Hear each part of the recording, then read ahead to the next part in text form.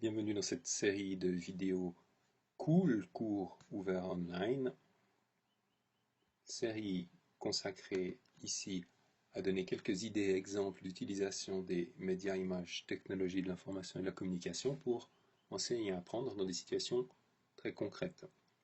Cette vidéo se propose plus particulièrement de montrer un projet dans lequel il s'agissait dans un cours d'anglais de faire écrire un blog directement par des élèves qui sont relativement débutants encore en anglais. Le projet particulier que nous présentons ici s'adressait à des élèves du collège en première année dans le cadre du cours d'anglais. Vous voyez ici le résultat de leur travail. Un espace avait été préparé à leur attention. Le sujet était, un peu avant les Jeux Olympiques 2012, de pouvoir explorer différents aspects liés à la culture anglaise, donc autour de la capitale Londres, quelques informations autour des événements sportifs, et il y avait aussi à cette époque le mariage royal. Donc les élèves avaient comme mission de créer eux-mêmes des petites informations relatives à l'un de ces thèmes qu'ils pouvaient choisir librement. Par exemple, ici, on voit un élève, ou deux en l'occurrence, Enes et Alexandra, qui ont produit cette petite actualité, évidemment qui devait être produite en anglais, dans un anglais correct, avec la possibilité d'agrémenter la chose d'images, etc. Une fois qu'ils avaient produit leur actualité, ils pouvaient la voir arriver en première page du site. Ce qui est intéressant, c'est de regarder un tout petit peu comment fonctionnait le travail pédagogique. Donc, on est ici en tant que visiteur anonyme sur le site. Ça peut être un collègue, ça peut être un parent, ça peut être un autre élève.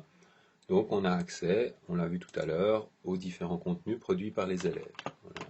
Petite news de 2 élèves, encore une ici sur les Jeux Olympiques, etc.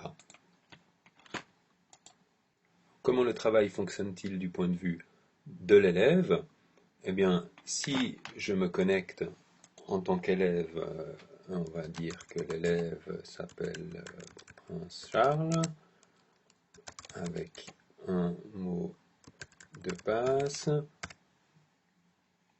Donc, bien entendu, ici on s'appuie sur l'annuaire, à savoir que tous les élèves de l'école sont répertoriés dans ces outils, non seulement en tant qu'individu, mais également en tant que faisant partie de groupes. Donc il est très facile de décider qui peut faire quoi, groupe par groupe, cours par cours. Si on travaille avec le cours de 1 anglais DF12 par exemple, eh bien, il est très facile d'attribuer des droits qui permettront à ces élèves-là et exclusivement à ceux-ci d'avoir certaines tâches à effectuer sans risque d'effaçage mutuel ou de problèmes techniques. Donc on voit maintenant que le prince Charles est connecté.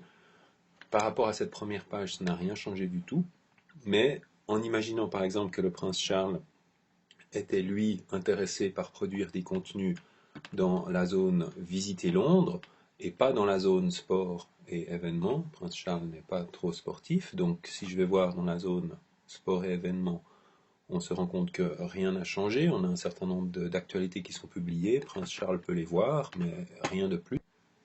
Par contre, si je me rends toujours en tant que Prince Charles dans la zone Visiting London dans laquelle j'ai choisi de produire du contenu, alors on observe que dans cette zone, je n'ai pas cliqué, voilà, c'est mieux comme ça. Dans cette zone, alors maintenant, on m'a identifié comme étant un élève qui est intéressé à travailler, à produire du contenu dans cette rubrique. Donc je peux cliquer sur le lien qui m'est proposé. J'arrive maintenant dans la liste de tous les articles qui ont déjà été proposés par certains de mes collègues, élèves. Si je prends le premier par exemple, observez également que je peux éventuellement copier le travail qui a été fait, ça c'est un choix éditorial on va dire, mais bien sûr je ne peux pas détruire ou modifier le travail qu'un de mes collègues élèves a fait. Donc si je reviens ici, dans les contenus, là où m'envoyait le lien, je peux maintenant ajouter un élément. Je vais créer mon propre article. Alors, oups, aïe, voilà, je vais appuyer un peu vite sur le OK, donc je clique sur modifier et je peux taper ici un résumé et ici le corps du texte. Alors vous avez un éditeur qui permet de faire à peu près tout ce qu'on veut, avec la possibilité d'insérer ici des vidéos, d'insérer des images, des tableaux, des smileys, etc.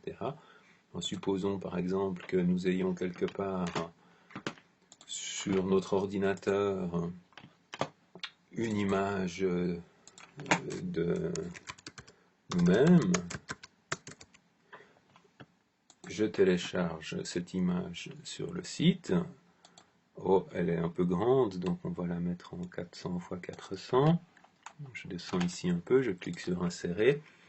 J'insère mon image et mon article est finalement exclusivement composé d'une image. Je vais en dessous, je clique sur enregistrer.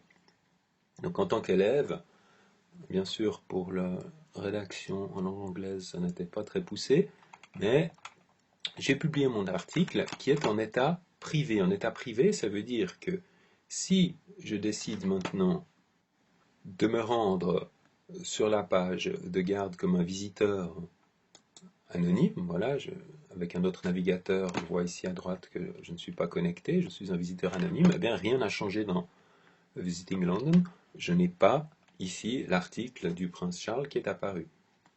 Pourquoi ceci? Si je me remets dans la peau de l'élève qui crée le contenu, parce que l'état est en privé. Il n'y a que lui qui peut le voir. Donc l'élève peut travailler comme ça pendant un certain temps, avec autour de son article, reprendre, le corriger. Vous avez la possibilité de voir ici l'historique de son travail. Enfin, il y a aussi toutes sortes d'autres activités pédagogiques qui sont possibles. Imaginons maintenant que l'élève est satisfait de son travail et décide de le publier. Le choix éditorial qui a été fait pour ce site, c'est de ne pas permettre à l'élève de publier directement pour le monde entier le résultat de son travail. La seule chose qu'il puisse faire, c'est soumettre la publication. Ça veut dire qu'il va indiquer à son professeur le fait qu'il a terminé son travail et qu'il est prêt à ce que le professeur décide si oui ou non il est suffisamment abouti pour pouvoir être visible du monde entier. Donc, il clique sur soumettre à la publication et on voit que l'état du document ici va changer. Il va passer de l'état privé à en attente de modération. À nouveau, si je change de navigateur pour me placer dans le contexte d'un visiteur anonyme, je recharge la page, on voit que l'article de Prince Charles n'apparaît pas ici en haut de la liste puisqu'il n'a pas encore été publié pour le monde entier. On va maintenant regarder quel est l'impact de ce travail de l'élève du point de vue de l'enseignant. Donc je me connecte cette fois-ci en tant qu'enseignant qui a quelques autres droits.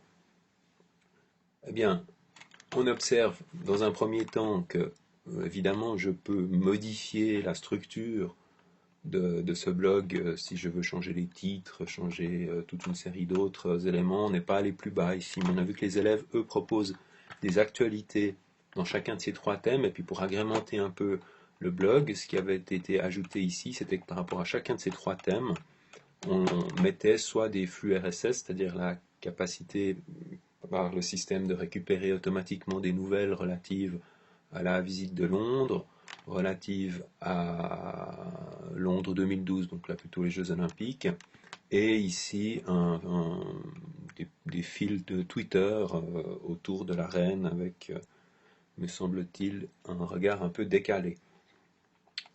Donc l'enseignant, lui, peut modifier tout ceci, bien sûr, mais ce qui est le plus intéressant de niveau pédagogique, c'est qu'on observe que là est apparue une boîte dans laquelle on lui dit Prince Charles, l'élève Prince Charles, à telle date, me demande de vérifier si cet article est satisfaisant ou pas.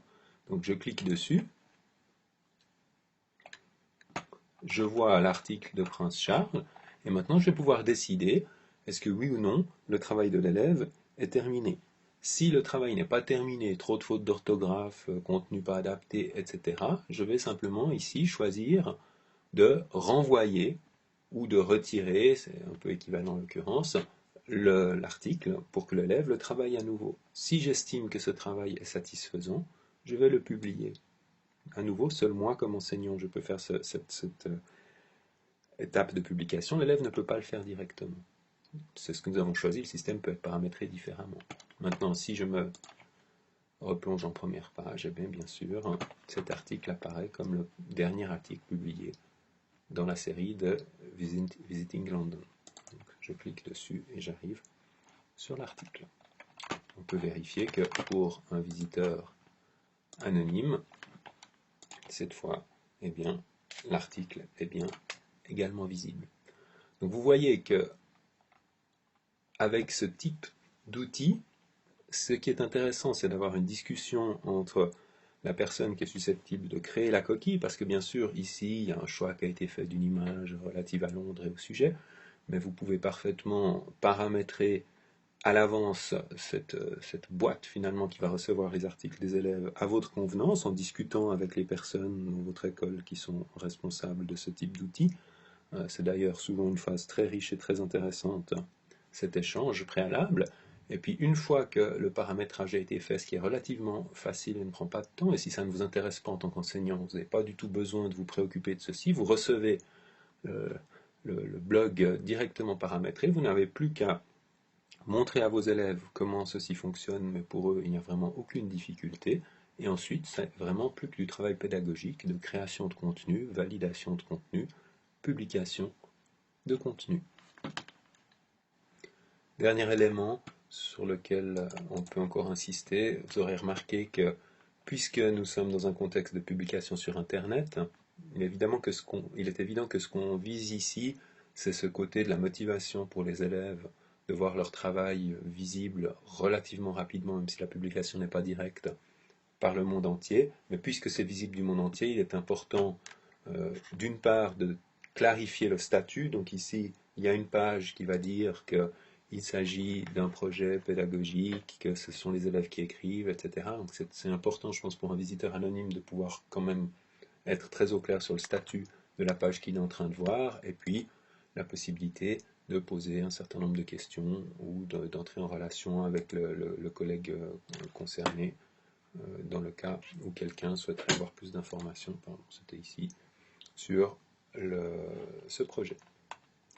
Voilà, j'espère que cette petite vidéo vous a donné quelques idées ou quelques pistes. Merci de votre attention.